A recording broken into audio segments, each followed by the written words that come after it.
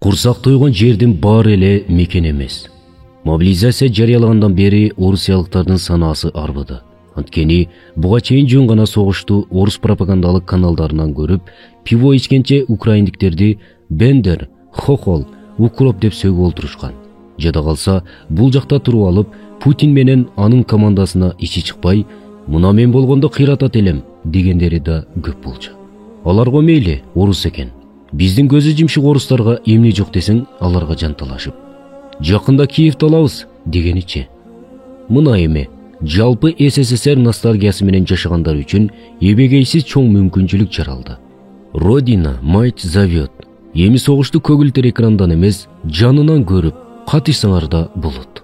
Орусиядан башка согушту эң көп романтикага айлантып, ата мекендик кинематографияны жалаң согушка арнаган бир да өлкөнү билбейм. Согуш кинодогудай жылтырак эмес. Ал чыныгы реалдуулук. Болгондо да жүрөктүн үшүн алган реалдуулук. Согуш гана көрө берген эл өндүрүш, өсүү, илим техника, адеп ахлактан артта калат. Патриотизм күчөйт да деп айтышыңар мүмкүн. Кана ошол патриоттор. Тим эле мобилизация болсо учуртка туруп, каалоочулар райондук аскер бөлүкчөлөрүн каптап кетет дебеди беле. Баары чилдей тарап жатат. Учак билеттерин алдын ала бир ай мурун сатып алып коюшкан.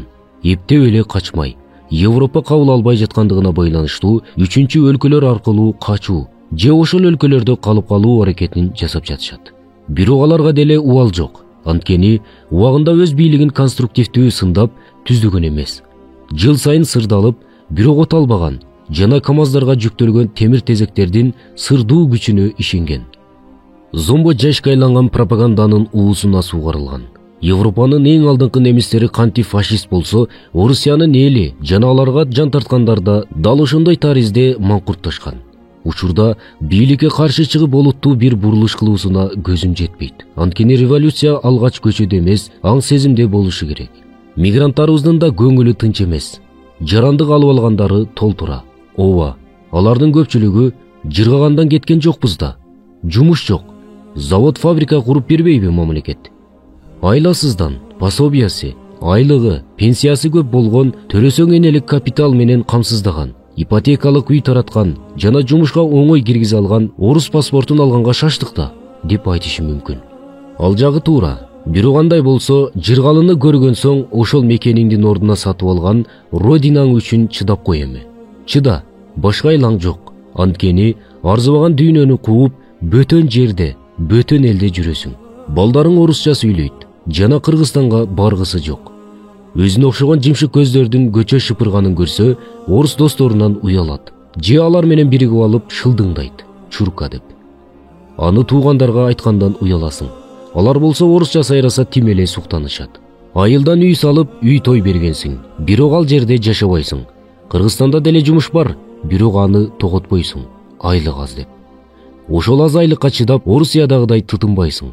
Жайы менен иштеп келген акчаңды алып келип, кышы менен улак, той, шеринелеп жүрсөң, анан кантип айлык жетсин. Ушул эле жерде башка улуттар жыргап эле жашап жатат. Бир дунган же бир уйгурдун Москвада көчө шыпырганын укпадык. Өзүңдүн жашооңо өзүң кайдагы жапайы жана ыксыз каада салт, үрп-адаттарды жыйып алсаң, ага мамлекеттин эмне күнөөсү бар? Мурунтан бери айтып келебиз, Орусия ар дайым эле сүт көл, май көл болбойт. Россия, щедрая душа деген дагы бир чекке чейин эле. Брат деген тасмада бир таксист мекен жөнүндө мындай дейт. Родина, ты говоришь. Сейчас родина, это где жопа в тепле. Орой угулганы менен мен учурда мигранттардын баары болбосо да көпчүлүгү өз жашоосунда карманган негизги принцип ушул реплика аркылуу даана чагылдырылган деп ойлойм. Азыр кыргыз курсагы ток, комфорту бар жерди байырлап, ал жерди мекен кылып алды. Ооба, азыр кыргыздар кайда гана кетпеди. Бир аз временка салып, 10 чакты кой кылып алсам деп кеткен кыргыз заңгыраган хан сарай салып, жол тандабас минип, жүздөгөн бука байласа да кайра мекенге кайтайын деген ою жок. Анткени ал жакта жашоо жеңил, ыңгайлуу. Жумушка барып келесиң, душ бар, курсакты тойгозосуң, кыргыздар көп, өзүңдү жат деле сезбейсиң. Бирок баары бир бөтөн элдесиң да. Бекеринен ата бабабыз бөтөн жерде султан болгуча өз элиңде ултан бол дебесе керек эле. Баткен окуясынын жылдан жылга күчөп жатканынын себеби да дал ушул миграция маселеси. Кыргыздар улам үйлөрүн сатып, Бишкекке же Москвага кете берип, алардын ордун тажиктер ээлеп жатат. Башкача айтканда, ар бир чыңалуу жаралган сайын жергиликтүүлөрдүн көчү күчөгөндөн күчөгөн. Мамлекет жабыркагандарга акчалай жардам берүүсү катачылык. Анын ордуна ошол үйүн тургузуп, шарт түзүп берсин. Кыргыздын көбү кредиттин укуругунда, андан чыгуунуда каалабайт. Мамлекет жана жарандык коомдон алган акчасын кредитке берип, күйгөн үйүн эптеп пулдап туруп чүйгө келип алат. Чек араны болсо жалгыз аскер кайтарып олтурат. Жыл сайын безилдеп жатабыз. Чек араны аскер эмес, зым эмес, бетон эмес, эл коргойт. Жашаган элиң болбосо, мага десе укмуш куралың болсо да коргой албайсың. Акырындык менен жылып келе берет. Бирок абал өзгөрүп жаткандай. Азыркы окуялардан кийин баткендик аксакалдардын кетпейбиз дегени кыйла дем берип жатат. Ошондой нарктуу, намыстуу, курсагы менен гана ойлонбогон аксакалдарыбыз көбөйсүн. Болбосо, бели ката элек улан кыздарыбызды экспорттоого күнөөлүү болгон дал ошол ата-энелер. Элдин баласы той кылды, элдин баласы үй салды, элдин кыздары эле атасын багып жатат. Баланча энесине шуба кийгизиптир деп жүрүп, жаштарыбыз жаштыгынан, ден соолугунан, илим билим, өнүгүүдөн куру жалак калды. Ата-энелерибиз тойсуз деле жашасак болот. Эски болсо да үйүбүз бүтүн эле го. Жаңысын салып эмне кереги бар?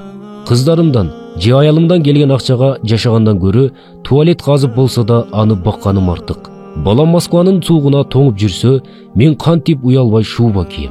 Балдары ата-энесин жылдап көрбөй кусалыкта тарбиясыз өсүп жатса, кантип балама шерин өткөзгөнгө акча сал дейм десе, мына ошондо гана оңолобуз. Динибизде да миграция бар. Бирок ал динин сактап калуу үчүн көчүү, хижрат деп аталат. Бирок биздин мигранттар ал категорияга кирбейт. Анткени биздеги дин эркиндиги бир топ жогору. Сахабалар же ата-бабаларыбыз деле соода сатык кылып башка жерлерге барган. Бирок ал жерде бир отоло калып кеткен эмес. Мисалы, Умар ибн Хаттаб же Салахуддин Аюби же болбосо Алымдатка менен Осмон атабыз да курсак үчүн башка жерге бир отоло жайгашканын элестете албайбыз. Жада калса үркүндө орустан качкан кыргыздар да кайра өз мекенине кайткан. Ооба, четке чыгып кетүүгө мажбур болгондор болгон. Бирок алардын бири да кара курсак үчүн мекенин таштаган эмес. Оруска тизелегенден көрө четке кеткеним оң деп мекенин сагынып жүрүп өлгөн Абдылдабектин урпактары, кыргыз жаштары азыр дал ошол орустун жарандыгын алып жашаганды жашоосунун маңызы катары көрөт.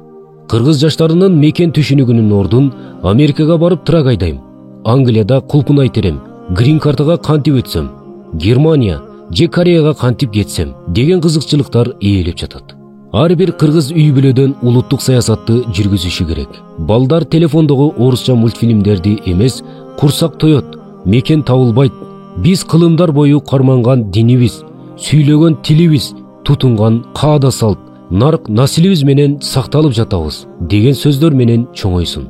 Кыбылабыз курсак, үй эмерек, жаңы унаа болуп жатканын баарыбыз эле сезип жатабыз. Курсактын гана камы менен жашаган адам ошол курсактан чыккан нерсенин деңгээлинде гана жашайт. Мекен бул сен жана мен. Анын саны азайган сайын өзү да азаят. Урматым менен Нуриет Абдулазиз.